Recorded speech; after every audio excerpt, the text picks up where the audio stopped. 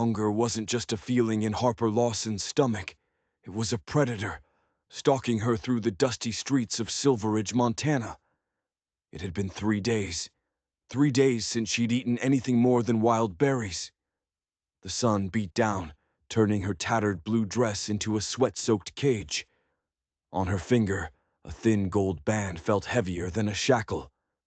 It was her mother's ring, the last piece of a life that had burned to ash back in St. Louis. She was going to sell it. She had to. The smell of fresh bread from the general store was a sweet torture, a promise of life just a few steps away. She pushed through the door, a little bell announcing the arrival of a ghost. The shopkeeper, a stout man named Jim, didn't even look up from his ledger. "Help you, miss," he grunted. Her voice was a dry rasp. "I was wondering if you might trade."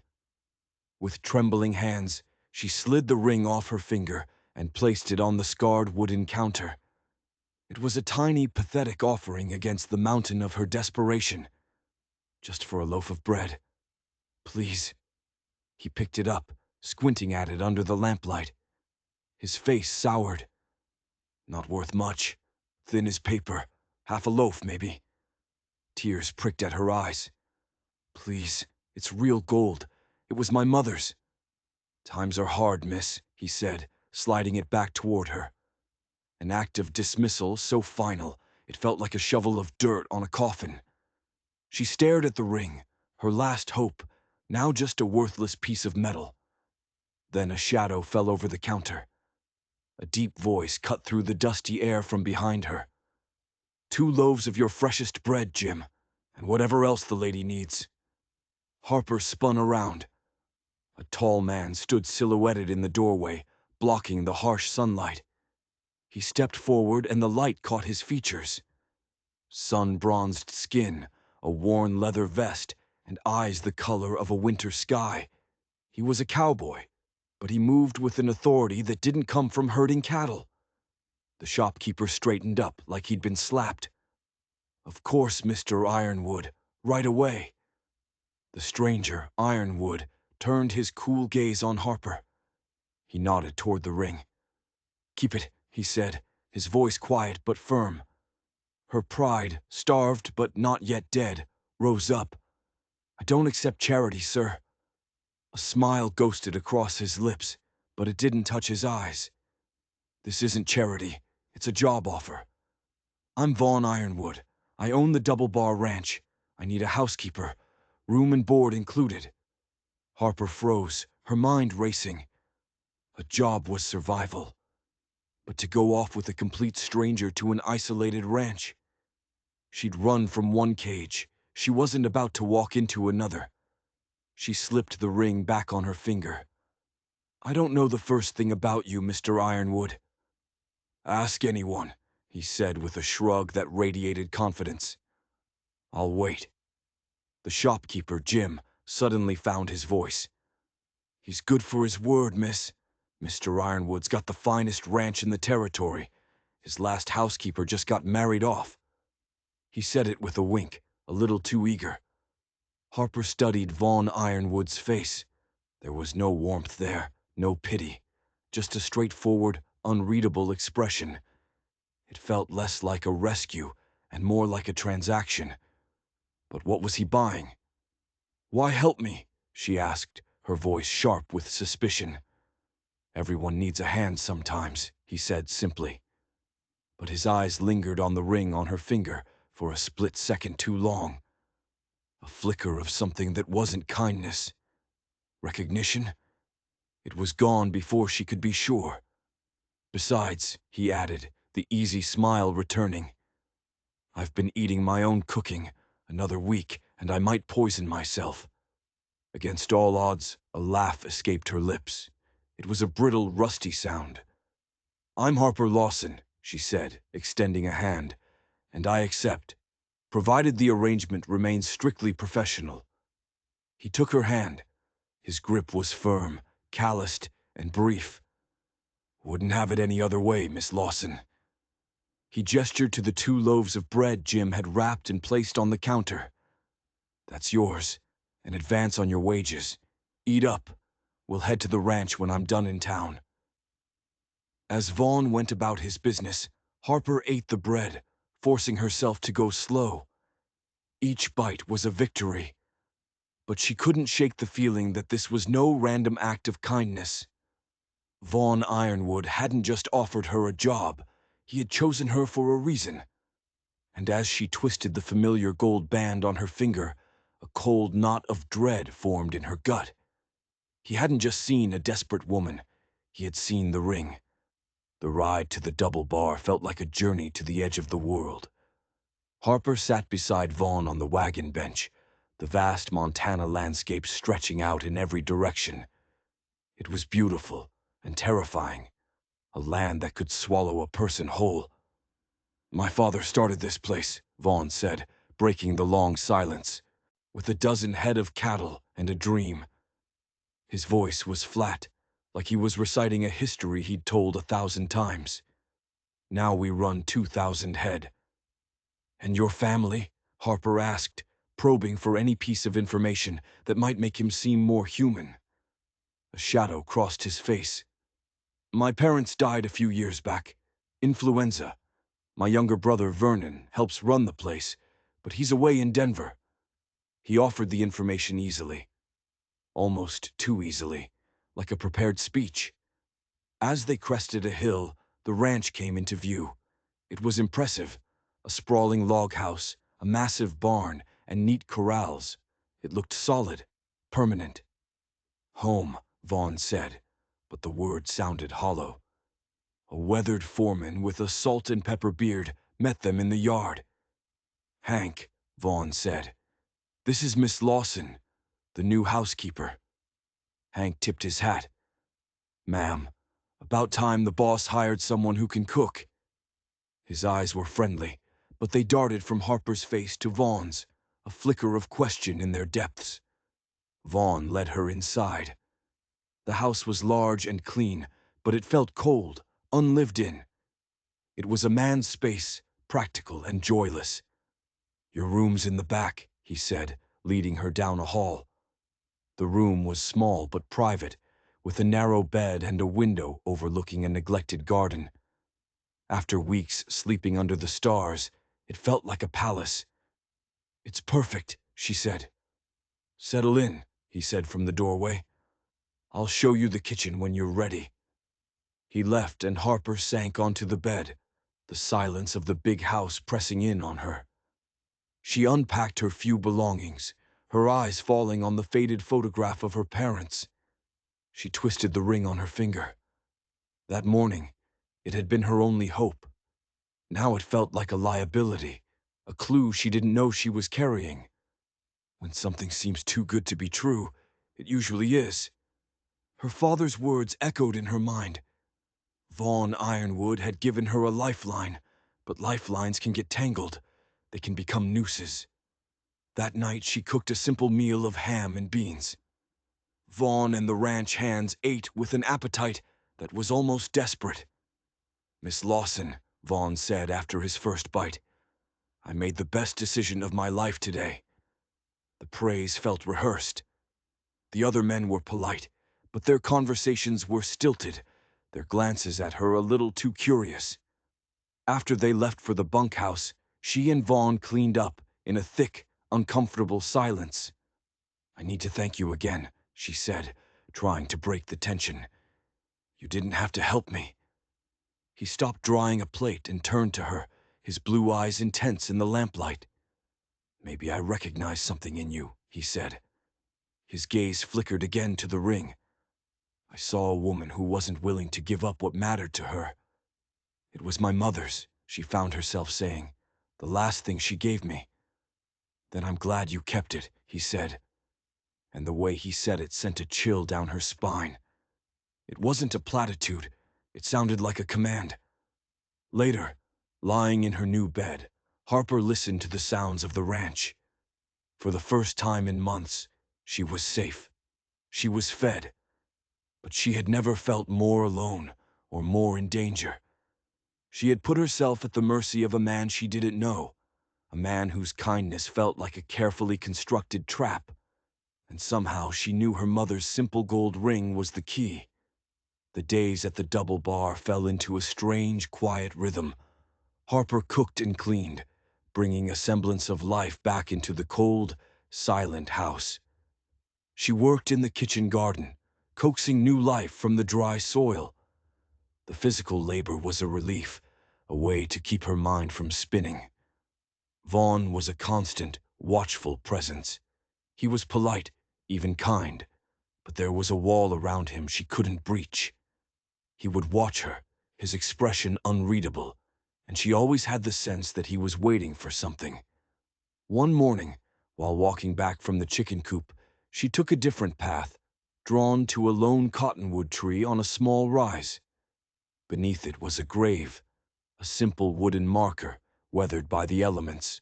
Fresh wildflowers lay on the mound of earth. She knelt, tracing the carved letters with her finger. Sarah Ironwood, beloved wife, and a date of death, just 2 years prior. So the shopkeeper hadn't been lying. Vaughn was a widower. But as she looked closer, she saw something else. Carved into the wood, just below the name, was a small, faint symbol. A tiny stylized bird with its wings outstretched. Harper's breath caught in her throat. She fumbled with the ring on her finger, turning it until she found the maker's mark on the inside. It was worn, almost invisible, but there was no mistaking it. A tiny stylized bird, the same bird. Her blood ran cold. This wasn't a coincidence. It was impossible. Her mother's ring, from a jeweler 1,000 miles away in St. Louis, bore the same secret mark as the grave of a woman in the middle of Montana. "What are you doing here?" Vaughn's voice, sharp and cold, cut through the air. She scrambled to her feet, her heart hammering against her ribs. He was standing just a few feet away, his face a mask of stone. His eyes weren't on her. They were fixed on the grave marker. I was just walking," she stammered. "I saw the grave. I'm sorry." His gaze shifted to her, and it was like looking at a stranger. The polite mask was gone, replaced by a raw, chilling intensity. "Few people come up here," he said, his voice dangerously quiet. "It's in the past." But it wasn't in the past. The fresh flowers proved that. And now, the secret symbol on the grave proved something else entirely. Vaughn wasn't just grieving a dead wife. He was hiding something about her. And somehow, that secret was connected to Harper. She spent the next few weeks in a state of quiet terror. Every conversation with Vaughn felt like a chess match. Every polite question seemed to have a hidden meaning. She had to know more. She started searching. In the quiet afternoons, when Vaughn was out on the range, she explored the house. In his study, tucked away in the back of a drawer in his massive oak desk, she found a small, leather-bound journal. Sarah's journal. Her hands trembled as she opened it. The entries were sparse, the handwriting elegant but faint. Most of it was mundane descriptions of ranch life. But then she found it. An entry dated just a week before her death. "He's becoming obsessed. Henderson was here again today. He knows about the North Pasture, about what my father left me. He offered to buy it, but Vaughn refused. Vaughn says it's our legacy, but I see the look in his eyes. It's not about legacy, it's about greed. He watches me. He found the letter from my cousin. He knows I have a relative in St. Louis. He thinks she might know where the map is. He doesn't know her name is Lawson." Harper slammed the book shut, her mind reeling.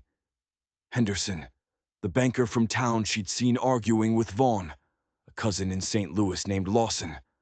A map. It was all connected. Vaughn hadn't rescued her by chance. He had been looking for her. He knew who she was, and he believed she had something he wanted. A map. The next time Vaughn went into town, he asked her to come along. The offer was casual, but his eyes were sharp. It was a test. In town, as Vaughn conducted his business, The banker, Edmund Henderson, approached him on the street. "Ironwood," Henderson said, his smile thin and predatory. "Reconsidered my offer on your north pasture. I'm feeling generous today."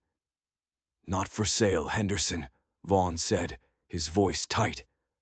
Henderson's gaze slid past Vaughn and settled on Harper, a slow, calculating look that made her skin crawl. "A new addition to the ranch, I see," he purred. He tipped his hat to her. "Ma'am."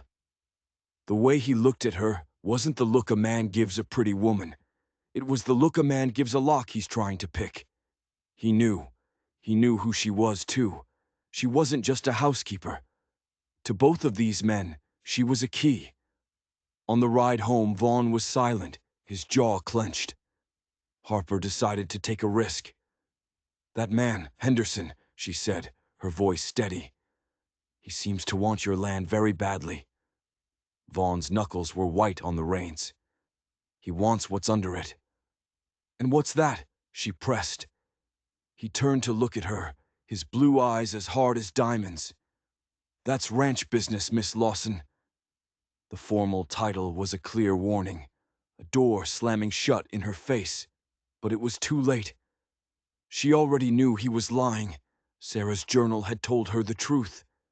This wasn't about what was under the land. It was about a map to the land. And both men thought she had it. She was trapped between two ruthless men, each playing a deadly game.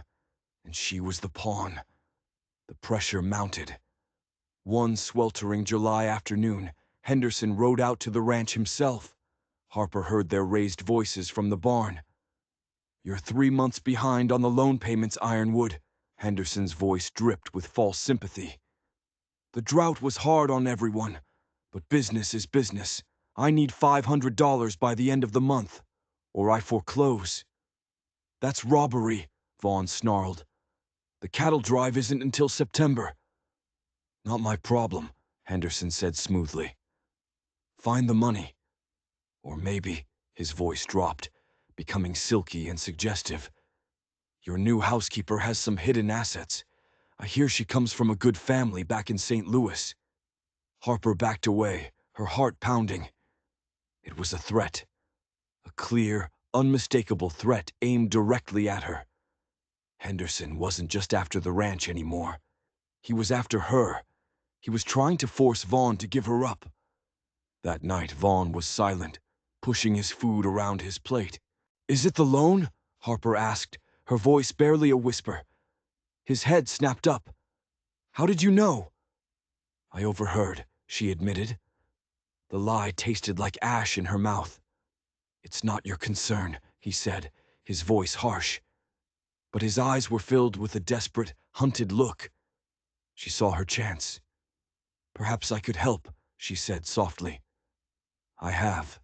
Some property. Back in St. Louis, a small parcel of land my father left me. It was her last secret, her only escape route.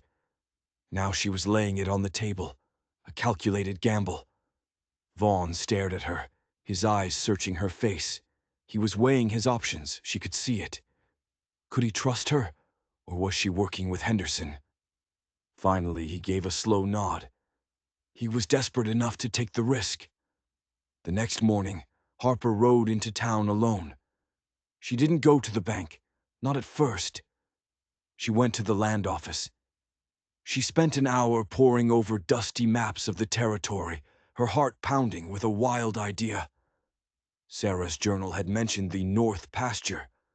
The maps showed the Double Bar's North Pasture was a huge tract of land bordering a steep, impassable canyon. But there was an old, forgotten trail marked on one of the maps, a trail that led deep into the canyon. Then she went to the bank. She walked into Edmund Henderson's office with a confidence she didn't feel. "Miss Lawson," he said, his eyes gleaming. "To what do I owe the pleasure?" She placed the deed to her father's land on his desk. "I have a proposition." He examined the deed. "This is valuable, but not $500 valuable." "I know," she said, her voice steady. "This is just a down payment. To show my good faith. She leaned forward. I know what you're really after, Mr. Henderson. It's not the ranch. It's the map. Sarah's map. Henderson's mask of civility dropped. His eyes turned as cold as a snake's. What do you know about that? I know she was my cousin, Harper lied, the word tasting strange on her tongue. And I know she sent me something for safekeeping before she died. He leaned back in his chair, a slow, dangerous smile spreading across his face. He thought he'd won. And you're willing to trade this item for Ironwood's debt? Not just the debt, she said. I want you to leave him alone. For good. He laughed, a dry, rattling sound. You're in a poor position to be making demands, my dear, but I'll consider it. Bring me the map, then we'll talk. Harper left the bank with the loan note marked paid in full.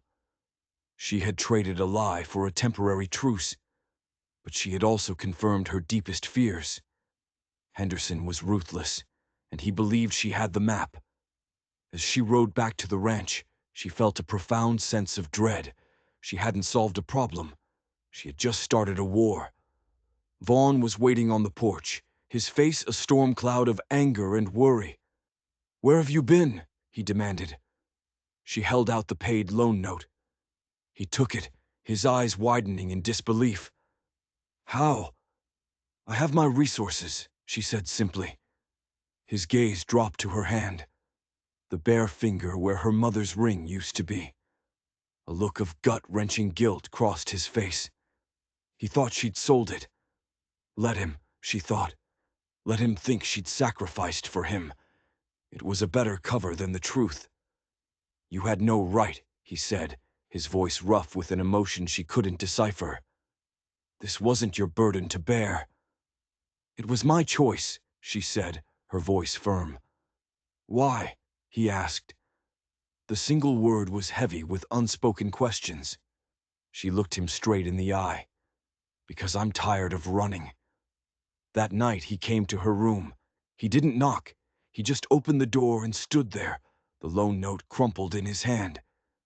What you did today was foolish, he said, his voice low. I disagree, she replied, her heart hammering.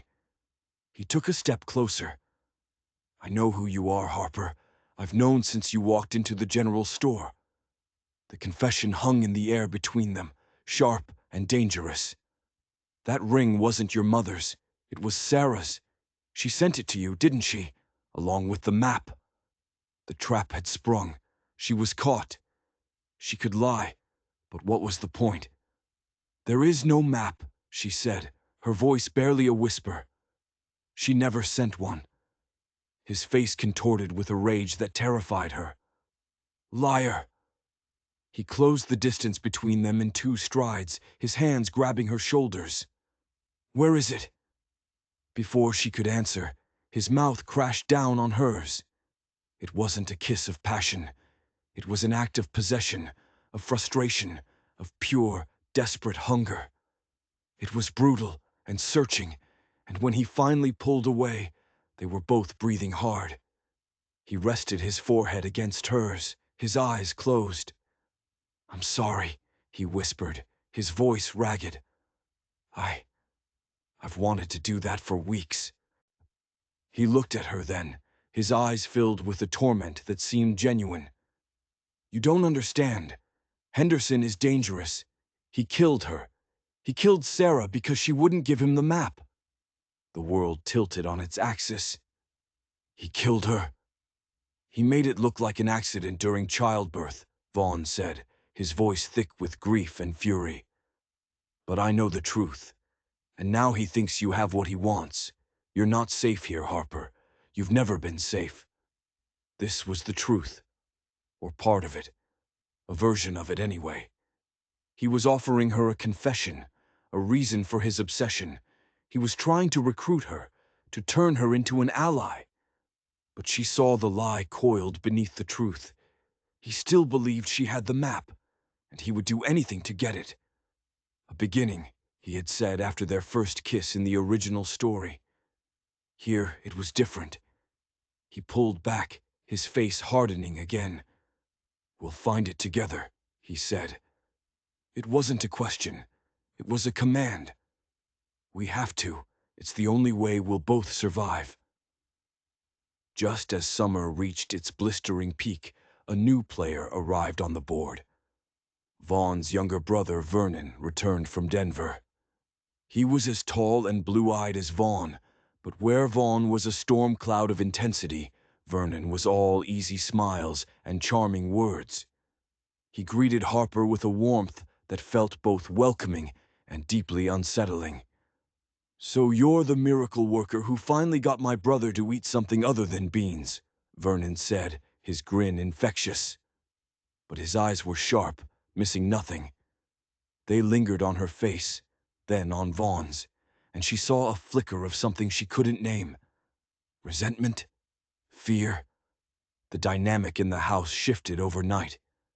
The quiet tension between Harper and Vaughn was replaced by a brittle, forced cheerfulness whenever Vernon was around.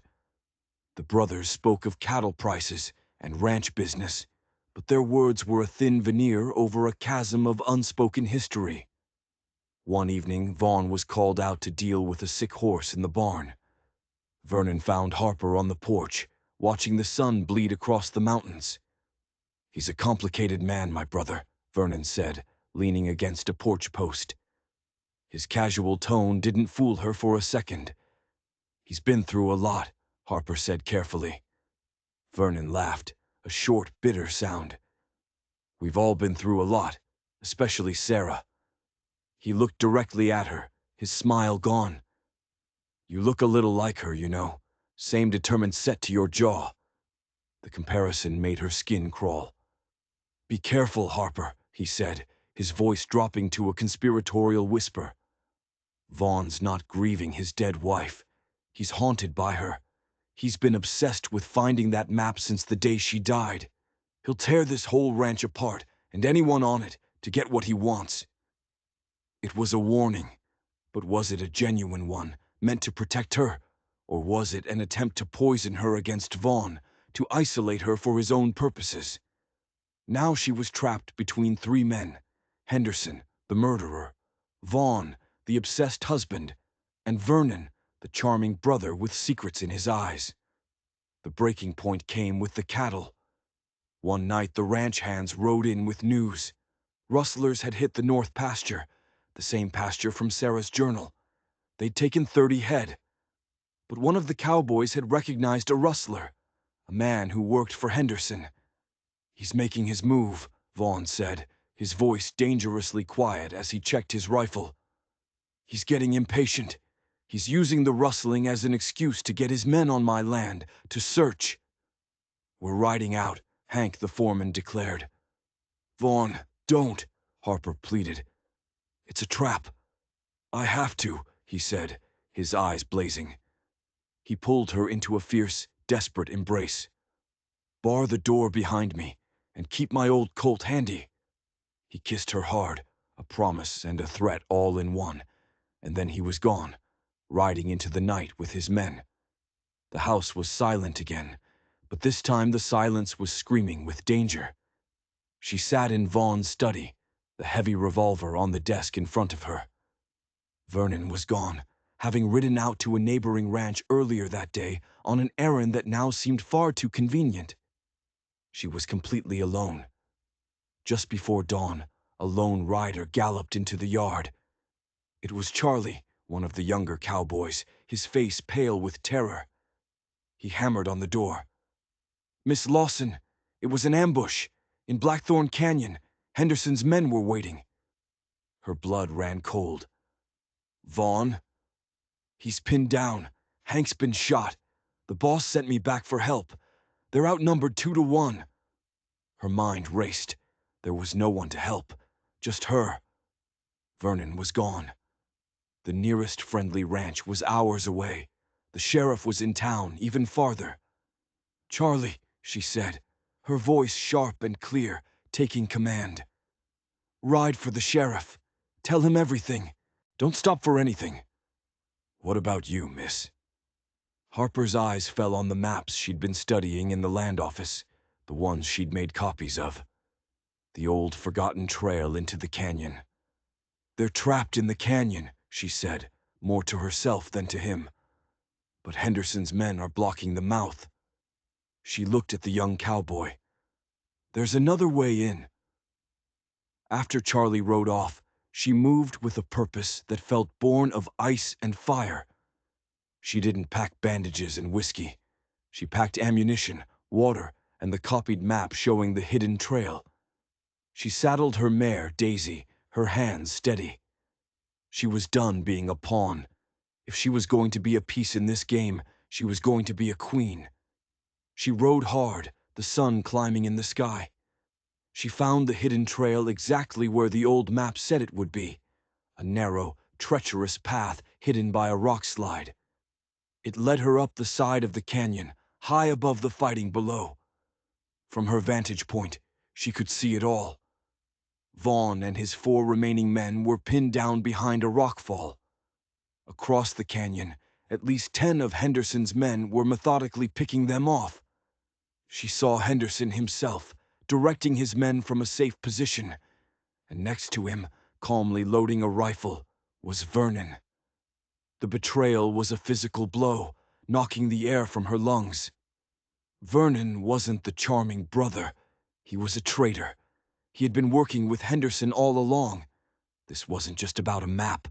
This was about family, about fratricide. She lifted Vaughn's rifle, the one he'd left behind. The stock was smooth against her cheek. She wasn't a killer, but she wasn't a victim either. Down below, Vaughn's men were running out of ammunition. They were going to be slaughtered. She didn't aim for Henderson or Vernon, not yet. She aimed for the rocks just above their position. She squeezed the trigger. The rifle bucked against her shoulder. A shower of rock and dust rained down on Henderson's men, causing confusion, making them look up. Vaughn saw it. He saw her. His eyes widened in disbelief. "Ironwood," Henderson's voice echoed through the canyon, furious. "You have a woman fighting your battles for you." Harper fired again. This time a bullet ricocheted off a rock near Henderson's head, sending him scrambling for cover. She was no expert shot, but she was an unexpected threat. A ghost on the ridge. She had changed the geometry of the battle. "The map, Ironwood," Vernon's voice shouted, filled with a frantic rage. "Just give us the map, and we'll let you live." So that was it. Vernon wanted it too, maybe more than anyone. "There is no map," Vaughn roared back, and for the first time, Harper believed him. The map was a legend, a ghost story that had driven these men mad. She had to do something more, something to break the stalemate. Looking around her, she saw the loose scree, the piles of unstable rock that made up the canyon rim. An idea, wild and desperate, took root. She took out the fake map she had drawn, a copy of the old trail map with some new, cryptic symbols added in ink. She tied it to a rock with a strip of cloth from her dress. She held it up so the men below could see it. "Henderson!" she screamed, her voice raw. "You want the map? Come and get it!" She hurled it down, not towards Vaughn, but into the middle of the canyon floor, into the open kill zone. For a moment, nobody moved. It was a bluff, a crazy, suicidal bluff. But greed is a powerful motivator. One of Henderson's men broke cover, scrambling for the rock, then another. Vernon screamed at them to stay put, but it was too late. Vaughn's men, seeing their chance, opened fire. In the chaos, Henderson saw his prize, his obsession, lying in the dust. He made a run for it himself. And that's when Vernon raised his rifle. He didn't aim at Vaughn's men. He aimed squarely at Henderson's back. A single shot cracked through the canyon. Henderson stumbled and fell, face down in the dirt, just feet from the rock with the fake map. Vernon had betrayed his partner. The remaining rustlers, seeing their leader dead, lost their nerve. They began to fall back, scrambling away from the fight. But Vernon wasn't done. He turned, his face a mask of triumphant madness, and started running for the map himself. Vaughn saw it too. He broke cover, sprinting across the open ground, not for the map, but for his brother. It was a race to a worthless piece of paper that had cost at least 2 lives. From her perch, Harper watched in horror. This was it, the end game. The two brothers converging on the lie she had created. She lifted her rifle. She could end it. One shot. But which one was the monster? The obsessed widower or the smiling traitor? Just as Vernon reached the rock, Vaughn tackled him. They went down in a cloud of dust, fists flying. Brothers, locked in a fight to the death. That's when the thunder of hoofbeats filled the canyon. The sheriff. Charlie had made it. A dozen armed men rode into the canyon mouth, surrounding the remaining rustlers, their weapons raised. The fight was over. The aftermath was a blur. The sheriff arrested Vernon, who was screaming about betrayal and stolen birthrights. Henderson's body was carried away. Hank, the foreman, was alive, but badly wounded. And then there was just Vaughn and Harper, standing in the middle of the blood-soaked canyon, covered in dust and grime. He walked toward her, his face unreadable. He stopped a few feet away. "You lied to me," he said, his voice flat. "You were lying to me too," she countered, her voice shaking but firm. "There really is no map, is there?" he asked, a strange look in his eyes. It wasn't anger. It was something else. Awe. "No," she said. "There never was." He finally closed the distance between them, his hands coming up to cup her face, his thumbs gently wiping the dust from her cheeks. "Sarah's father was a prospector," he said, his voice quiet, for her alone. "He told everyone he'd struck gold, a massive vein, up in these hills. He drew a map to protect it. He died before he could file the claim. Sarah inherited the map. It became a curse. Henderson found out about it, hounded her, and finally killed her for it.